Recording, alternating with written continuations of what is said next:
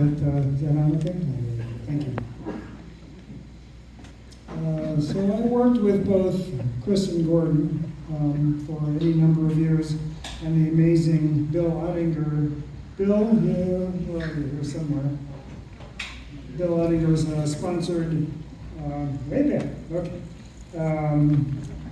Santa Rosa Cycling Club bicycle camping tours, and each left an indelible mark on me in different ways, in many ways the same. It was always a pleasure to work with both Chris and with Gordon, because neither ever encountered a problem that wasn't solvable.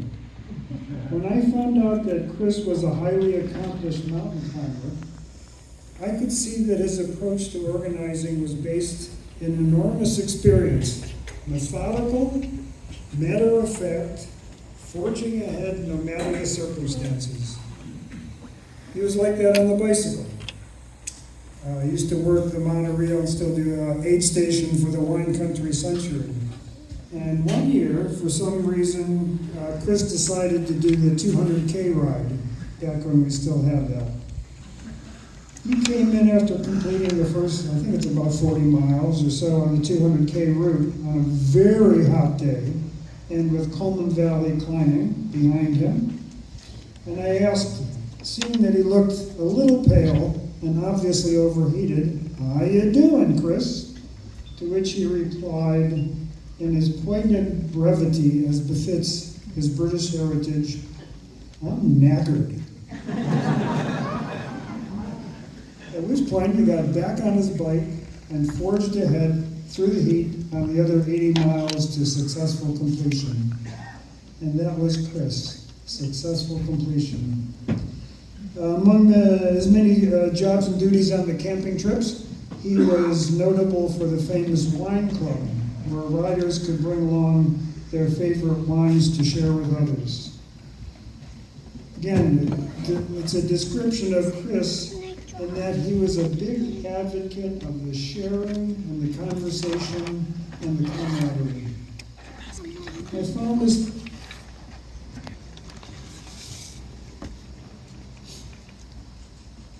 memories of Chris were the rides. You know, sometimes we store our memories in a silver box in our mind. And we open them from time to time to elicit the sweetness of the people in our lives. So I have a silver box memory. It's really simple. You know, so many bicyclists in here, you know it. Of being in the world's smallest pace line with Chris and Andy on Lano Road. Pretty flat. Switching the lead every 3 or 5 minutes like clockwork. Dreaming of being young and fit and cheerful and all's right with the world, and sharing with glorious like-minded bicyclists, or climbing Cavedale Road or Mount Etna on the Wild Rivers Tour. The enjoyment, and so Chris, of being in the mountains, a little remote, tough climbing, challenging, inner strength, outer calm, beautiful. What an extraordinary man. What an extraordinary life. For Gordon, I'll just mention 2 images because Jim is going to come up and have some comments. Just 2 images in the slideshow that you'll be seeing. One of my favorites, pictures of Gordon, is of him wrangling more ice cream out of his homemade device. And he just looks like he's wrangling it. There was this enduring juxtaposition of the intensity to make ice cream to make his friends happy. Something sweet and fun. There's another picture, not of Gordon or of anybody, but of one of his many brainchilds, a 20-plug USB charging device, which he invented for our bicycle camping tours. So everyone could charge their phones, their tail lights and so on, even with no electricity. It could be hooked up to the truck battery. You can buy these devices off the shelf now. But Gordon beat everybody to the punch with this invention. That was Gordon, of service to us all.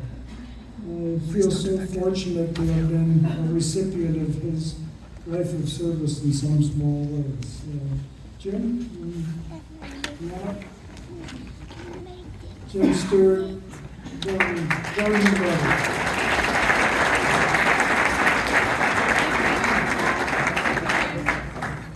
Can everybody hear me? Okay.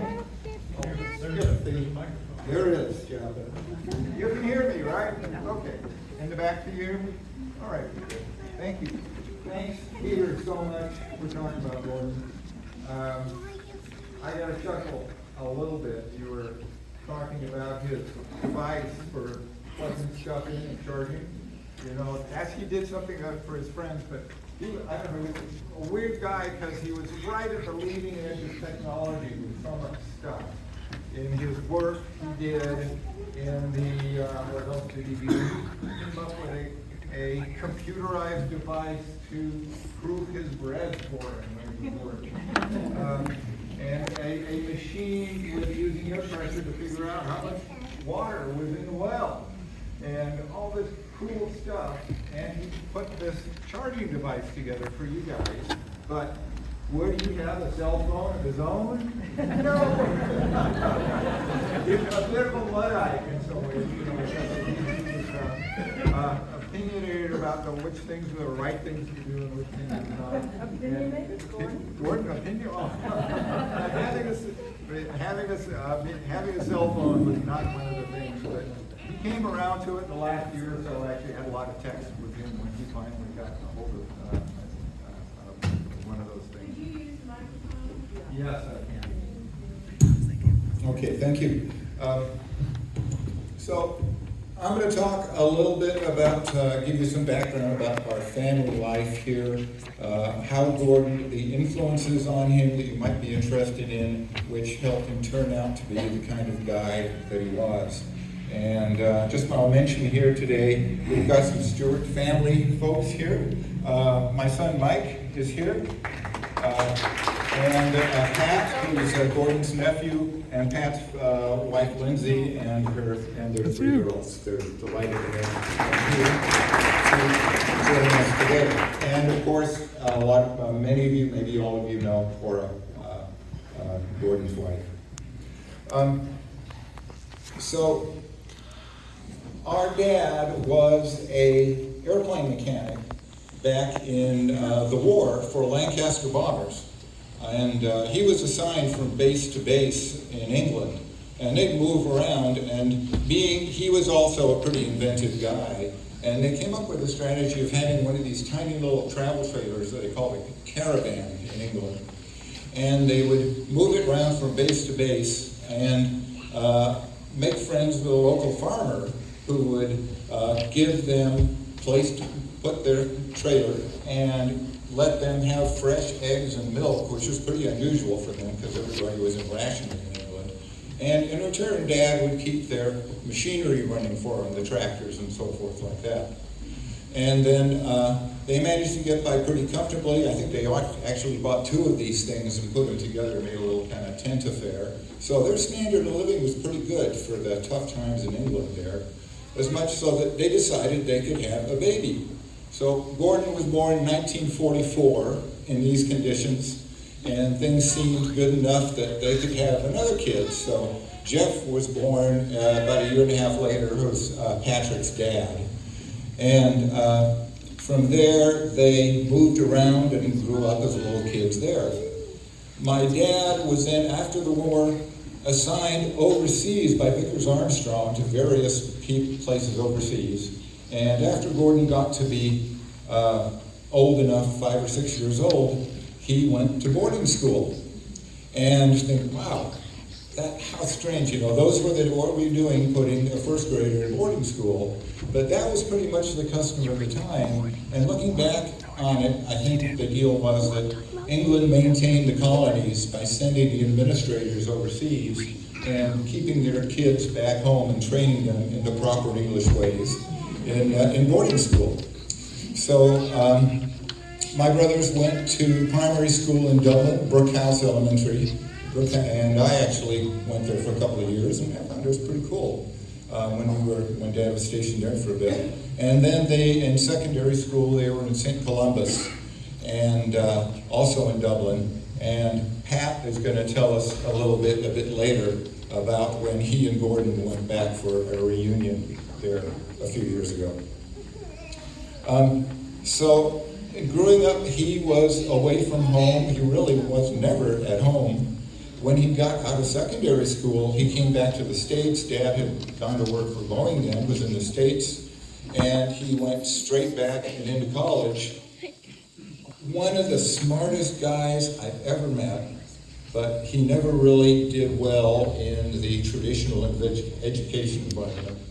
He came to the States. His grades weren't good enough to get into the University of Washington, so he ended up going to Pacific Lutheran and in Tacoma up there. And he went through PLU, graduated from PLU, and straight into the Navy.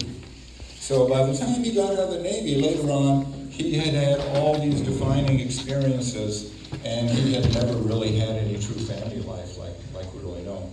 I looked up at him as a big brother. He was 8 years older than me. We'd see him on the holidays, and I was just super impressed with all the things that he did. He was always a huge athlete. We have a cup here. It says Stewart's 220 yards from Brookhouse, 1957. He's got a whole collection of these that a humble guy, he doesn't talk about too much about it, but he carried these around with him his whole life. And we're going through distributing among us as we go through this stuff here. So that was kind of the first third of his life. Second third of his life happened when he got out of the Navy, and the Navy delivered him to San Francisco around 1970. And you know, if anything cool was happening anywhere in the world, it was going on in San Francisco at that time. And he immediately found a place to make use of all his view of the world, his athleticism, his smarts in technology, and very quickly got involved with the Bay Area running clubs. I'm not going to say too much about it because Case is going to speak a little bit and tell us about those days. But he did some tremendous things involved with the Mountain Town Runners, and you guys did a published schedule for running. He got into marathoning. Eventually, he got to he got a sub 3 hour Boston Marathon, 1977. And also got into technology. He was working with some high-tech folks who did some of the initial call processing stuff for the 900 number business, if you remember that, and got so involved he just got swallowed up in that. And Cora was telling me he basically disappeared from the world for 10 years. Lived in the computer room for weeks at a time with a sleeping bag there and made that technology work. He was one of these, you know, it sounds like Gordon. He's focused, he was driven. When he got his mind to something, it really happened. So that was, that company eventually, the small company that they had, was acquired by MCI, and one thing led to another, and they were able to use that relationship with MCI to retire. The SOB retired 55, you know. I had to go work till 66, like most of us. He was able to retire at 55 after they had moved to Sonoma, which was really the last third of his life. And I think you folks know more about what happened with him after he came here, but his bicycling exploits are legend. He went on rides all around the world. He qualified for Paris-Brest Paris, and unfortunately, I guess he crashed shortly before that, so he wasn't actually able to do that. Went on rides all around the world. He joined me and some friends from Seattle. We did a 3-week Italy to the Atlantic in France, across all the Pyrenees, which was fantastic, and he went with some of you folks to the Alps and other rides, which, yeah, Holland, yeah, Holland, Newfoundland. Okay, okay, yeah, yeah. So lots of adventures. I think I have to show you something. When he joined the Navy, I remember him giving me his Schwinn Continental that he had in college. And I rode the heck out of that thing. He went off, he had another bike when he was in the Navy. And then some years later, after my knees gave out, I went back to biking again, and he taught me into riding, getting a Rivendell Rambouillet. Mike, do you want to grab that there? And a lot of you may remember Gordon's orange bike that he rode, got a lot of miles on it. And we were back cleaning out his closets in the garage, and I found 7 bicycles back there, gathering dust, that all went to community bikes here in Sonoma. And hold that up on the stage there. And this is he had a almost exactly similar bike that he had, only mine's a bit taller, but you may recognize it when he still had his bike when we picked it up about a month ago, and I swiped his drivetrain on there, so now I've got a 1x12. He always had the coolest stuff, so now I've got Gordon's cool stuff and his bar tape.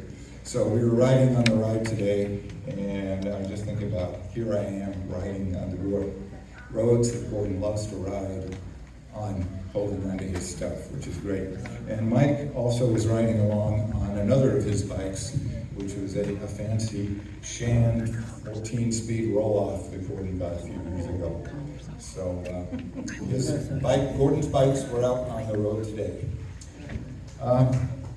Very good. So one of on his slideshow, you will see a short clip of me that I took of drafting behind him in a nasty headwind in southern France. And if you've been behind Gordon on a bike ride, you will recognize his big old thighs just cranking away there. And he really got me into bike riding seriously. Who else was introduced to cycling by Gordon? A few, yeah, quite a few people here. And very influential. I think the one thing that, through all this stuff that I know about him, that I'm most impressed with, was the friends that he made over the years. Early in the days, we got out of the Navy, got involved in things in the Bay Area, and Ralph is here. Ralph and Gordon were running buddies years ago. He got you involved in cycling when your knees went out.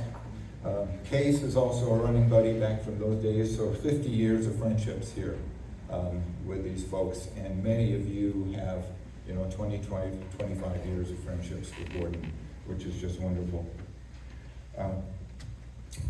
My one anecdote, I got out of the Air Force late 1974. It would have been just about exactly 50 years now, maybe November. Drove cross country and met up with my brother, who was living in the Avs there in San Francisco at the time.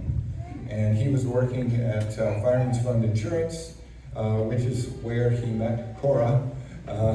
They've been pals for that long. And there was a potluck going on that day, and he was bringing ice cream.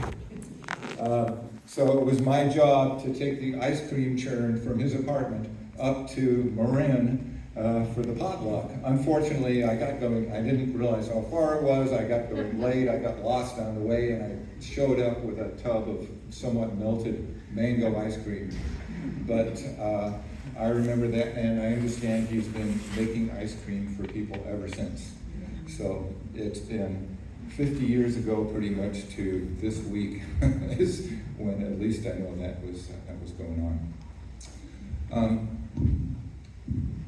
So I know that Pat would like to say a few things, and I know Case was going to say a few things. Did we want to look at slides now, or want to get video? Okay, great. Andre.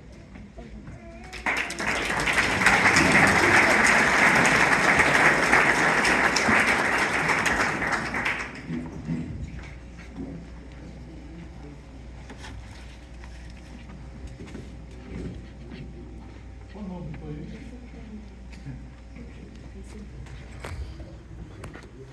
Excuse me, Kelly. So I'll just stop it now just in case. Excuse me. Ken. Thank you.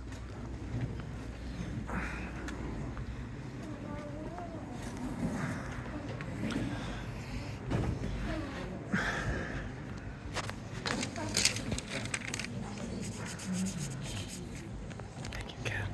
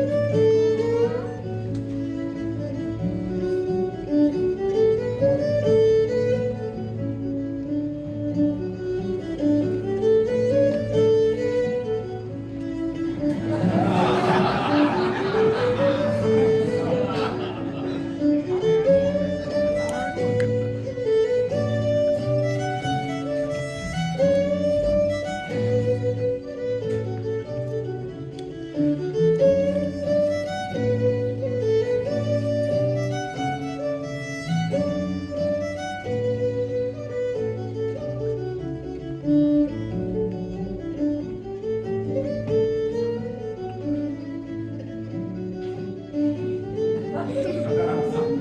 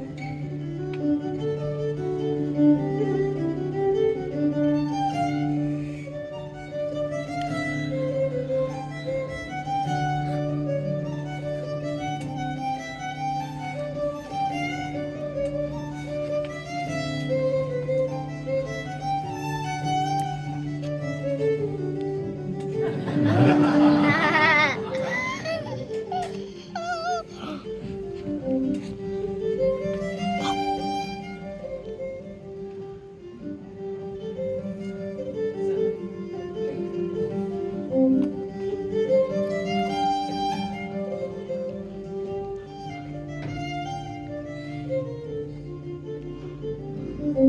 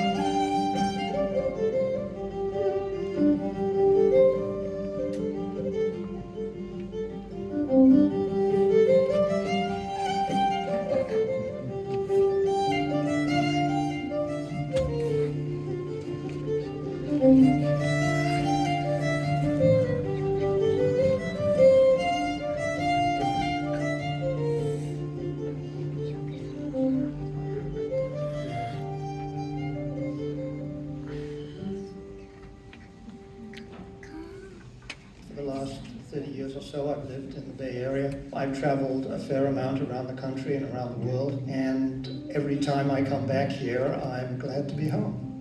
I appreciate the efforts that KRCB goes to integrate the community. It's a great resource for information, for discussion, and for entertainment.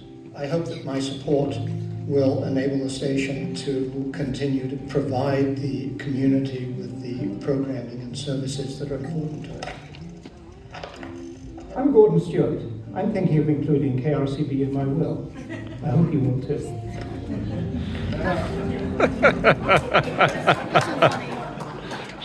It's just funny.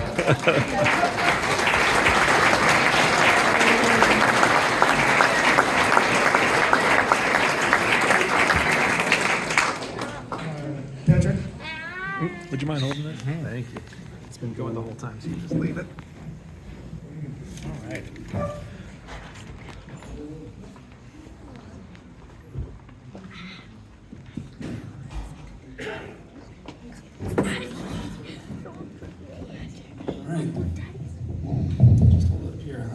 I'm Patrick Stewart. I am Gordon's nephew. Here today I'm going to tell you a little bit about the things of Gordon you might not have known, some of the deeper family stories, which begin with the 10th century Norman invasion of England, where Alan Fitzflod was a mercenary working for King Henry II, obviously. Henry I, obviously, son of William the Conqueror, and that started the Stewart line, which, fast forward a few hundred years, when we get to Robert II, where a whole bunch of people died, and Robert II happened to become King of Scotland, marrying the daughter of Robert the Bruce from Braveheart. You know? And that's when the Stewarts first began to be royalty in Scotland, and that was the only time that we have ever been royalty in Scotland. Thereafter, we became the Albany Stewarts, which are a great second place, and just kind of fell down from there. Fast forward to the, let's see here, where are we now? The early 1600s, when the English decided to make a colony out of Northern Ireland. And our ancestors went over there with Sir John Stewart, didn't write down the guy's name. Anyway, so moved over to Northern Ireland in the early 1600s, where we stayed for approximately the next 250 years, doing our part to make sure that Northern Ireland stayed English. Sorry for those of you that are on the wrong end of that. I didn't know any of this until I looked it up, so sorry. His middle name, Archdale, that's another family name. In 1789, Sir John Stewart married Mary Archdale, who came from the Archdales, and I know nothing about them, but apparently they were also a big deal, but that's where his middle name comes from. Fast forward to the late 1800s, and we have Hugh and Adela Stewart, who are Gordon's grandparents, and they founded a settlement in New Zealand, where you can still go today. The locals around there, around Katikati, have maintained it as the Stewart Farm. There's a museum to it. You can still go see the Stewart family Bible and photos of Gordon's grandfather, Mervyn Stewart. My daughter, Adela Stewart, is named after Gordon's great-grandmother. Great-grandmother, yes. We've already heard a little bit about how David and Marjorie Stewart, Gordon's parents, settled down in England during the war. He spent, as Jim noted, his secondary schooling years in St. Columba. And I think that that's where I'd like to focus some time on talking about Gordon.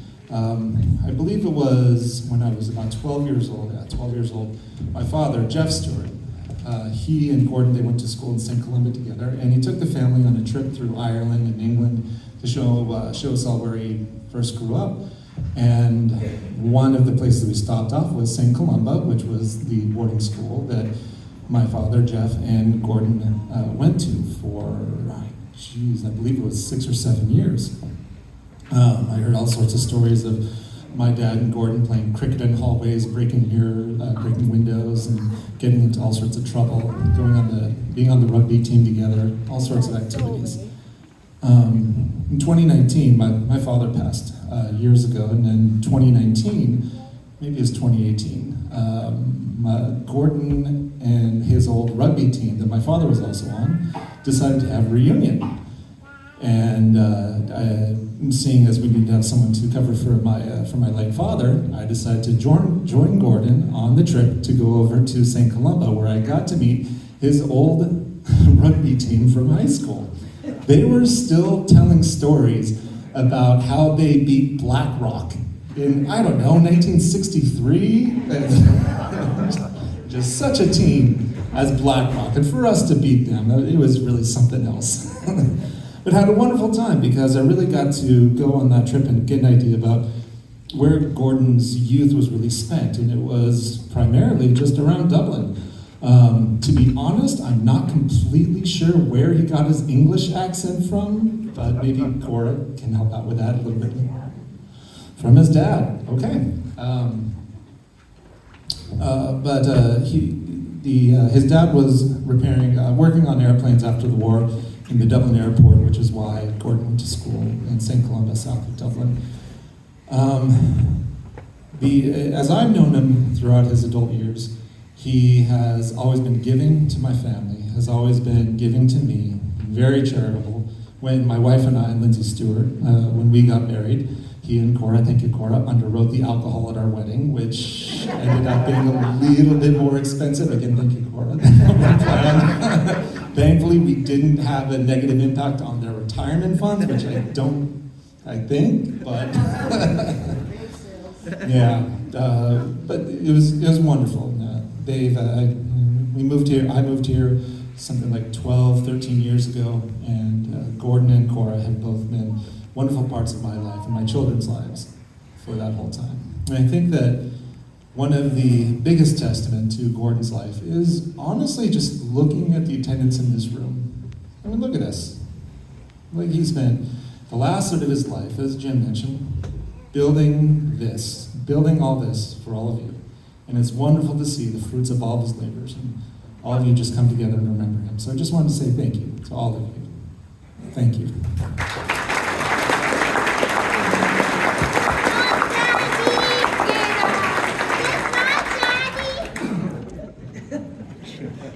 Thank you, Patrick. And Jim, thank you very much also. And Cora, thank you for all the wonderful images installed. Bruce Kinnison. And Don will be after Bruce.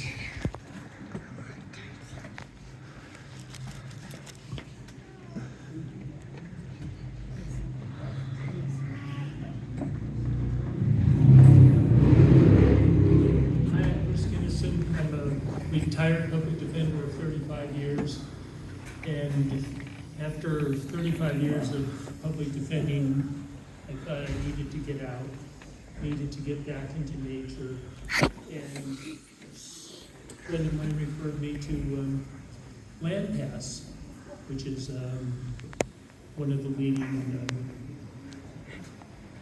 conservationists, especially childhood education programs, well, really anywhere. And so it turned out that that led to Gordon and me meeting. I worked my way up. When you start and you get to work for a year doing valuable things for Land Pass, I chose to be a trail patrolman at Willow Creek, which is a place that people go bike riding, but also was owned by the state of California, part of the Coast State Park, and Land Pass' job was to control it, to maintain it, and so forth. And we did that in a really enthusiastic and effective way. Well, that led to my helping put together with Craig Anderson, the leader of Land Pass, a 3-day hike starting at Shell Beach and going to Freestone Corners, something that is a very Land Pass thing to do, since their goal is to make sure that there are ways to hike, bike, or paddle from Napa County to the ocean, from Mendocino County to Marin County, and to an extent that, well, it's a work in progress. But because that went well, I got invited to be on the board, and there was Gordon. He was the vice president of the board of directors for Land Pass. You know, seemed like a big job at the time, but he liked it well enough so that he was given the opportunity to be president any number of times during the 6 years I was on the board, and politely declined that there's something about being second seat that maybe means that you don't have to get so involved with the difficulties. And so Gordon really clearly enjoyed his time there. While he was on the board, Gordon was known as being a guy who would not just go along with the crowd. He was an independent thinker. Land Pass was having a really successful period, and people were waving their arms and talking about what we might do next. And Gordon would always sit there and prove it. And when there were various issues that might be solved by Land Pass programs, Gordon would say, now, exactly which issue are we talking about here? Gordon liked to keep it down to serious stuff.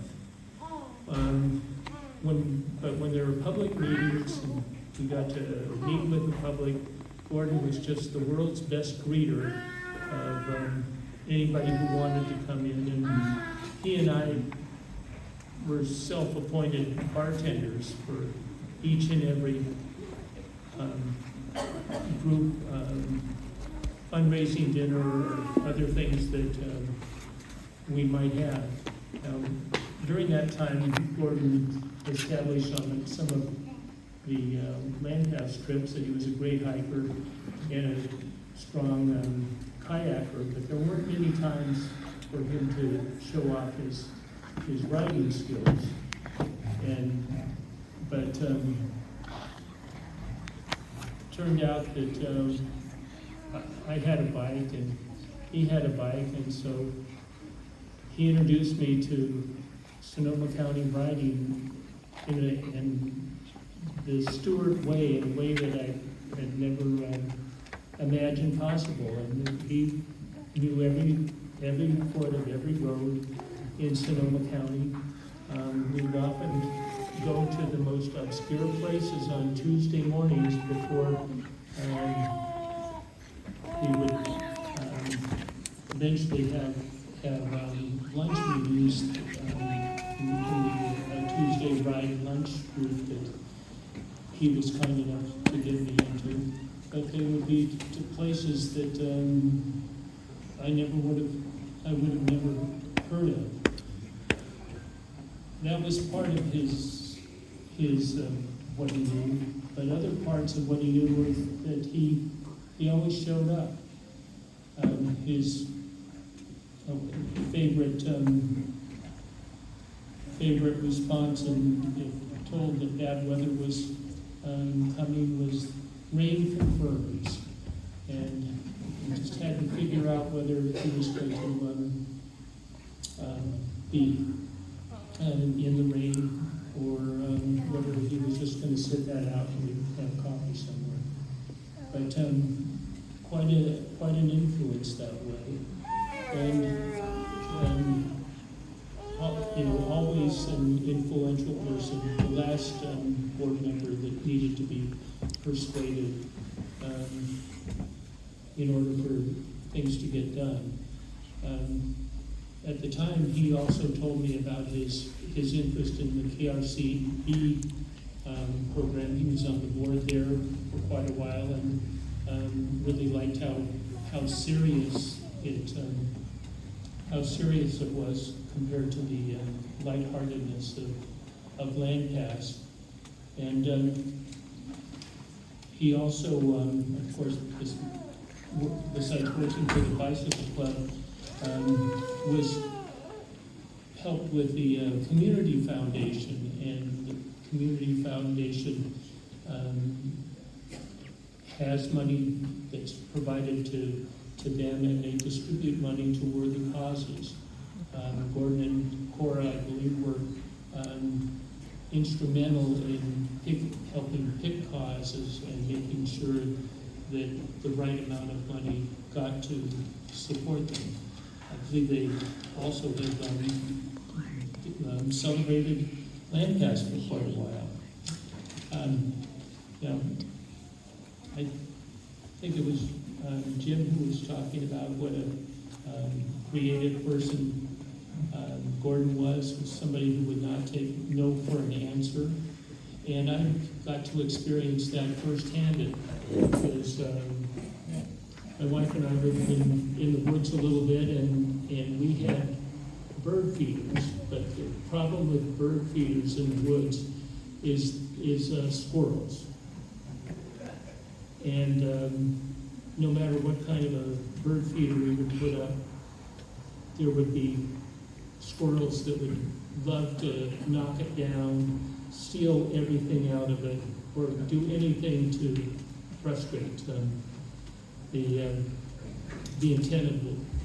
So Gordon said, well, let me take a look at that.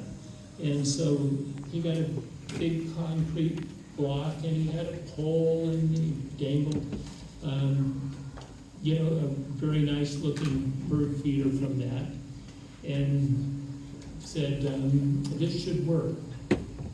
Well, he didn't talk to the squirrels, and it worked for about a half an hour, I think, before the squirrels could find a way to shinny up the pole and do their work, and then look out in that superior squirrel smile that they give when they frustrated you. So Gordon wanted it again, and he made some changes to it, and maybe you put some grease on it or something because it would be too slippery for the squirrels. And he once again it failed, but finally on the third try the squirrels are busted and we're happy. I conclude with that except to say that I was a climber, and Chris Jones did write this Bible of a book. It was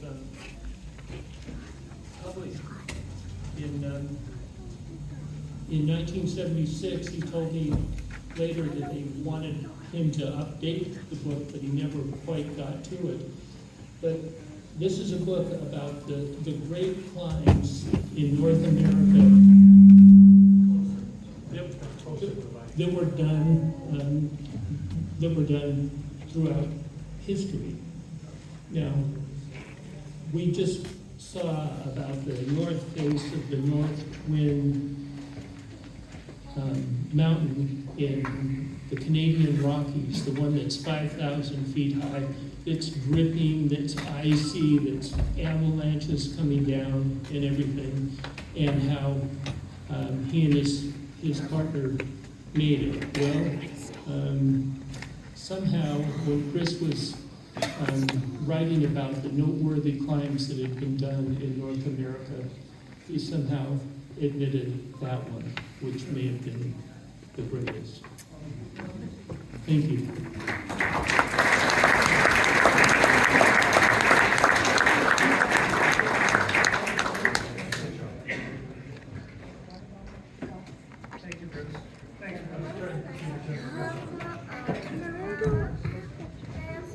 We're going to move to just a few floor comments here.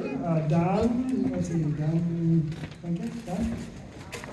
We're going to have to keep the comments very brief at this point. Don Keys, very brief. I don't know if we'll get a chance to have an open mic or not, because we do want to aim for the song. I'm going to take the low road here.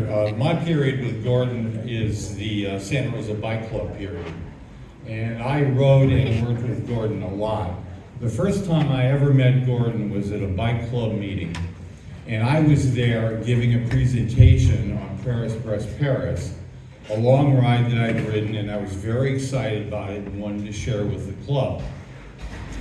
After, after I finished, I was packing up my gear, and this guy comes up to me, and his face is shining. He's absolutely a light. And he gets about 2 feet from my face, and he says, "I want to know everything about what you're talking about." And of course, that was Gordon. That was my introduction to Gordon Stewart. Gordon was one of the smartest, cleverest, and most intense people that I have ever known. He also had a very dry sense of humor. One night we were on an evening ride together in the dark out in Valley Ford. Training ourselves to be comfortable riding at night was essential for long distance riding, and Gordon had his eye on Paris, Brest, Paris.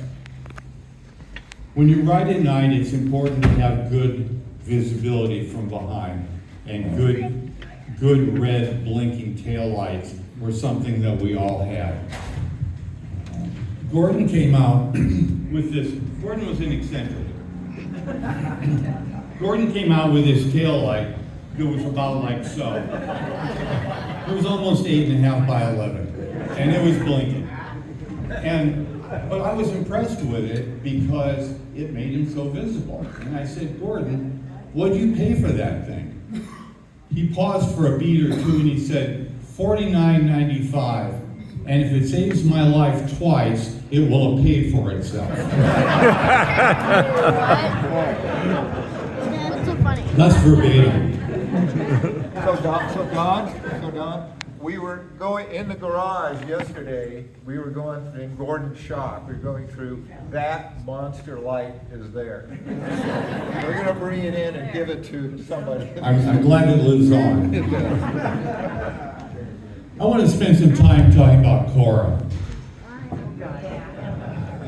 Cora, you and Gordon were such generous hosts at that time. You volunteered your home time and time again for bike club parties and events, often for dozens of people. I was particularly grateful to you, Cora. You weren't a bike rider, but you were so accommodating, so warm and welcoming, and downright patient with all the people in your home. I will never forget yours and Gordon's generosity. You had a beautiful home and you literally threw the doors open to hordes of partying bike riders. Oftentimes dozens. Meal after meal after meal poured out of your kitchen. And of course, there would be Gordon setting up his ice cream machine, cranking away, or enlisting volunteers to do the cranking for him. I even remember Gordon's favorite flavor, orange almond. Lemon almond. I was close. It's a citrus fruit. Why that flavor so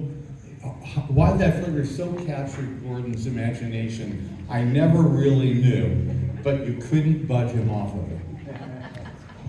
That was a very exciting and energetic time in the Santa Rosa Bike Club. And Cora, you and Gordon were absolutely in the thick of it. Gordon made enormous contributions to the bike club in other areas as well. When the bike club, at Gordon's insistence and initiative, adopted a hosted webpage, a professionally hosted webpage, Gordon took over responsibility, and he maintained that and kept that website up to date and kept it useful and spent hours and hours and hours doing it. We really agitated with Gordon to try to get him to train an understudy or an assistant to help take the load off of his shoulders. And a couple of times I think he actually tried to do it. But when it came down to solving a problem or getting a job done, Gordon knew that the best and fastest way to do it was for him to do it himself. And he was right. He was always right. Nobody said anything about this today, so I get to be the first. Gordon could be prickly. His mind was very swift and very agile. He had the ability to comprehend and analyze situations very rapidly, and he could be impatient with those of us who weren't able to keep up. He often came up with solutions to problems at a pace that was too fast for me. I admit that. And he wasn't always willing to suffer fools.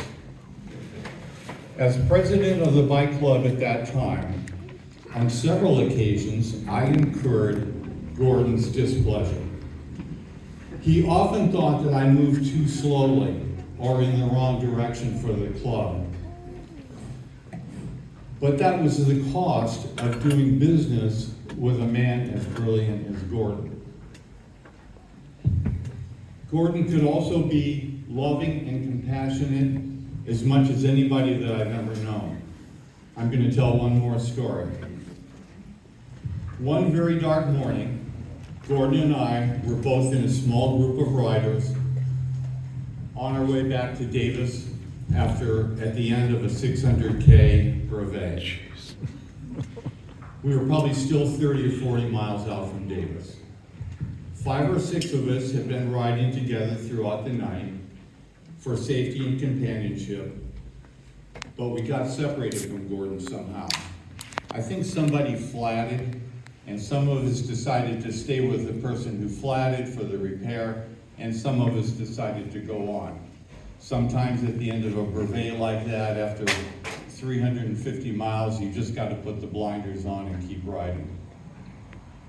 After the flat was repaired, we continued on towards Davis. Just outside of town, still in pitch blackness, I spotted the shape of a rider standing off of his bike under a street lamp, watching up the road toward us. Sure enough, it was Gordon. He had stopped so that we could all catch up and finish the 600K together. Now, on those rides, your finishing time is all important. And Gordon had actually stopped for us to catch up. To Gordon, finishing that ride with his comrades and friends was more important than the timestamp on his card. But that's the kind of person that Gordon was. Thank you.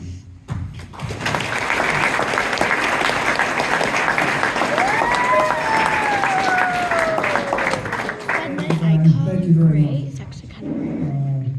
Keys were real limited on time right now, so you can do a quick introduction. Come on up here of yourself.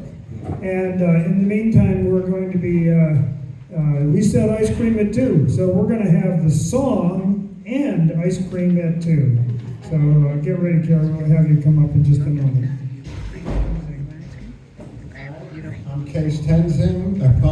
About the ice cream, before I forget, there used to be the Aggregate Giants Marathon, and in the 70s, 80s, they used to have 2,000, and on the bus, Gordon always had making ice cream in the aisle, cranking away. And there was a colorful character named Walt Stack, and you remember that? Anyway, he was the hot carrier that run across, anyway, it's a long history, but he'd make the comment, Gordon's grinding away, hey, Gordon Stewart, he's the only one I know that knows the flavor through his ass, on the ice cream. Anyway, Gordon, but turned bright red and all that. But Gordon, I met Gordon while I was working with the Institute of Health Research. We're doing blood chemistry work and seeing how endurance training, this is 1973 or so. He came, and I had a group in Goldgate Park. He came bounding in one day by Stowe Lake. I still remember it, what's going on. And next thing you know, he's running with us. I had a group in Mill Valley, so we keep people compliant with the program. And that's how Gordon came to the running community as far as a club. There's the Dolphin, DSC Dolphin, and South End Runners, and they had a swimming program too. Long and short of it, 1976 in Marin, we had a lot of runners going.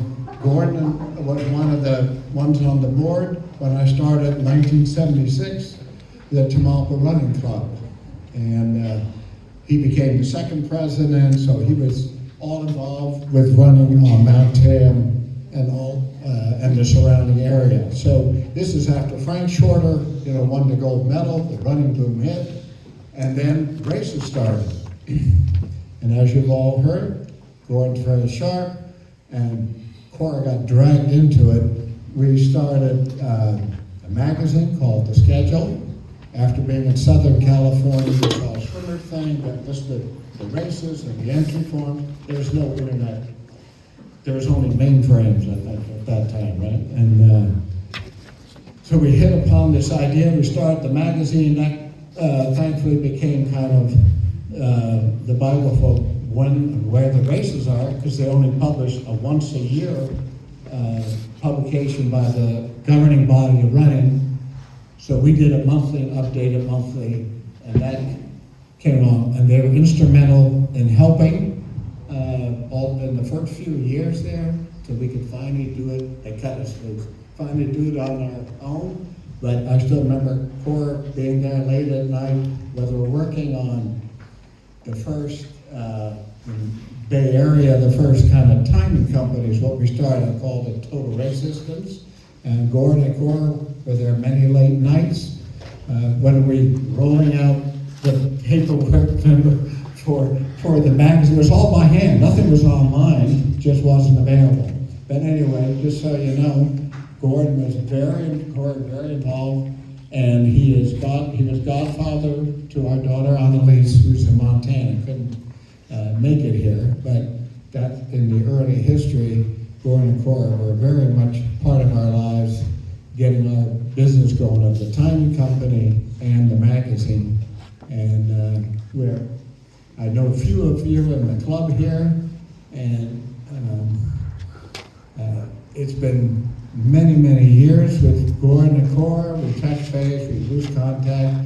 When you got little ones, life changes, but we're glad to reconnect. Last year's Ralph also was with Gordon and I, the early years, all in the 70s, when this whole world of running triathlon started. We are very busy. We ended up doing 60 events a year, so we had no weekends.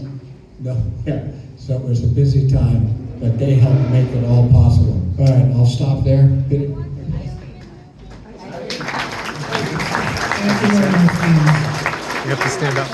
No chance for an open microphone section of this gathering. So for those of you who have additional comments and so on, you're welcome to interact with the Stewart family, I'm sure, and with the Jones, Tonsford Jones family, and among yourselves, and so be it. Time for a song. Okay, Carrie, you're gonna come up. Stewart family. Okay, just a bit of introduction here, Carrie. Maybe I don't know. He's Maybe gonna up sing. on the stage. Yeah, If you can okay. sing it, go. Stewart family, up there. No, no, Mom will hold it. Okay, so disclaimer here, okay? This is, first of all, not been practiced other than by the Stewart family traditionally in their home. Hasn't been practiced here. There are no professional singers here. You can go up there, Addie. Go up there, Addie. Go up there, Addie. Cora has something here. The song is famous because Gordon and Chris would sing it on the tours. How many people have heard Chris and Gordon singing on the tours? Okay, good. The tours were, when they sang, were raucous. They were fueled by alcohol. I'm gonna hang out with Mom. You have to say. They were late at night. They were around a campfire. So for all present, we ask you to join in. And maybe the thing to do would be to practice the chorus just once. You think we could do that, Jim? So that people know what they're going to be singing? No, okay. We're just gonna go for it. And Jim's got another comment on this. So here we go. Get ready. On occasion when Gordon would be home with the family on holidays, we would get together, of course, and have dinner. And our dad was adamant that our mother was not allowed to do the washing up after dinner. And of course, this was before having a dishwasher in the house. So we would all get together, Dad and my three brothers, and do the washing up. And while we were doing the washing up, as time went by, we would sing on Imply More Bartok. And the four of us are roaring away in the kitchen here. So that's my memory of it as a young guy. And I'm so glad that Gordon kept it alive and that Chris was also a fan. And we're going to subject you to the misery of having to put up with it one more time. It's the unofficial anthem of Yorkshire. I don't think we have anything to do with Yorkshire in the family, but it's a good song anyway. And so we will go ahead. The story is on Inkle Moor Bartat. It's about being out on Inkle Moor without a hat, which bad things can happen to you when that happens. So. And on the other harp is Carrie Duber, a good longtime friend of mine, and Chris's former business partner on the other harp, Joe Occidental. You're gonna do it? Go Stewart.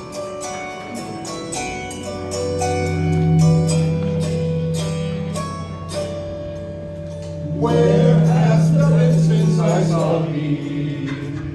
On every Moor Bartat. Stand up and swear. Where has the been since I saw thee? Where has the been since I saw thee? On every Moor Bartat. On every Moor Bartat. On every Moor Bartat. And thou says a Gordon Mary Jane. On every Moor Bartat. Oh yeah, there you go. Yep. Decorate.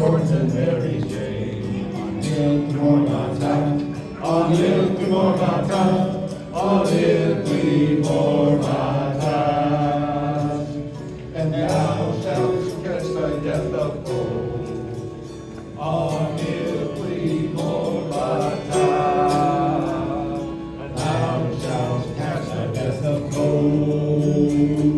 Down now the campsite as a pole.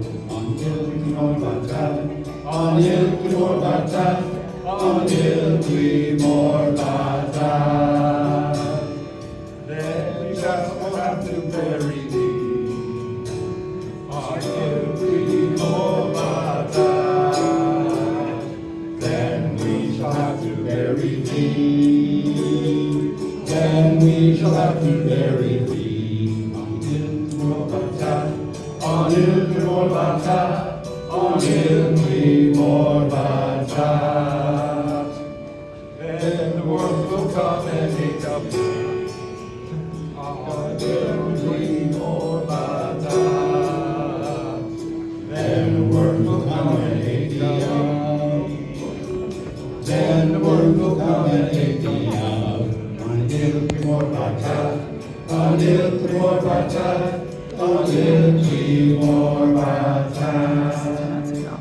And then ducks will come and take up yours. Until we more bata.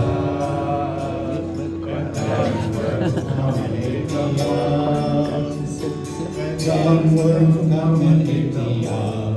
Until we more bata, until we more bata, until we more bata. And then we shall come and take up ducks. Until we more bata. And we shall come and take thee up. And we shall come and take thee up. Until we more bata, until we more bata, until we more bata. Then we shall have until we more bata. Then we shall all make up thee. Then we shall all make up thee. Until we more bata, until we more bata, until we more bata.